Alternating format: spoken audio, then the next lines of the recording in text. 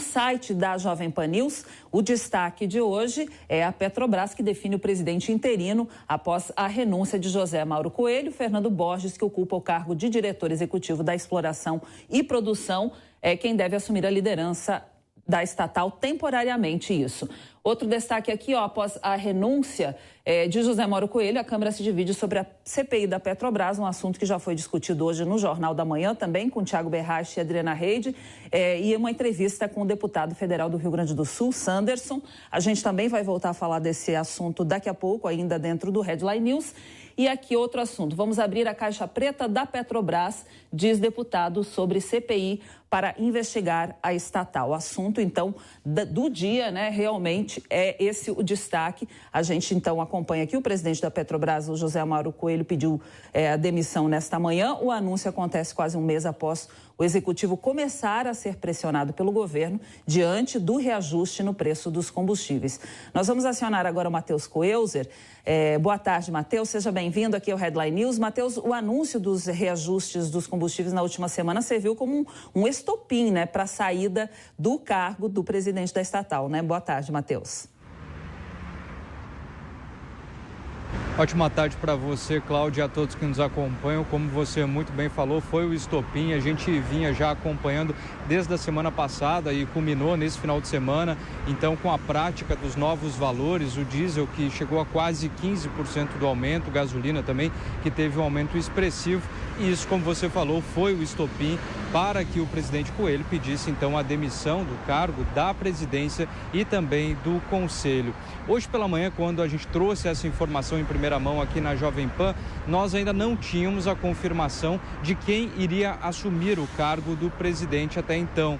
Depois, mais no fim da manhã, a Petrobras, por meio de uma nota, informou então o possível nome de quem agora vai assumir o cargo de forma interina, Fernando Borges, que será o presidente interino, substituto, até que seja eleito, empossado então o novo presidente. Nós já havíamos falado também sobre o pouco tempo que o presidente teria ficado no cargo da Petrobras, mais especificamente 68 dias, e nos últimos meses o governo, o presidente Jair Bolsonaro, teria sido mais enfático em relação a essa alta no preço dos combustíveis. Muitos acionistas também estavam querendo o aumento, não só acionistas nacionais e internacionais. A Petrobras vinha afirmando nos últimos meses que tentaria de todas as formas manter estável os preços, o que não aconteceu, e também teve um reflexo direto na Bolsa Ibovespa, aí, que teve uma queda, um tombo muito expressivo de 2,90%.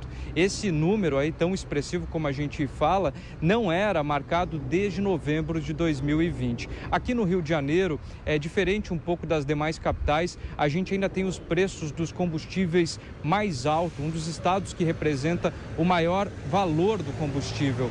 A gente pode falar que na Zona Sul, por exemplo, a gente já encontra o combustível a cerca de R$ 8,00. Em alguns outros postos, o valor é ainda maior.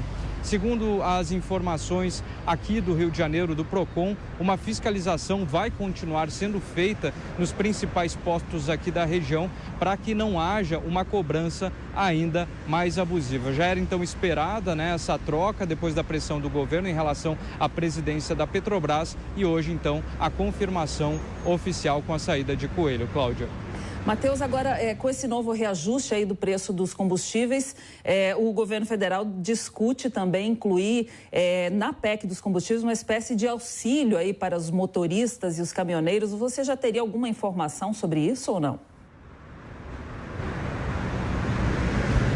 Esse investimento, essa possibilidade de fazer com que os preços possam ficar menores, já vem sendo discutido depois que essa alta de preços foi estabelecida. Inclusive, tem uma questão e um retrospecto ao que já aconteceu depois das consecutivas altas dos combustíveis em todo o Brasil, que culminou justamente na questão ligada à greve dos caminhoneiros em correlação ao valor do diesel. E foi o valor do diesel que chegou a um valor realmente muito expressivo, na casa de 14,67%.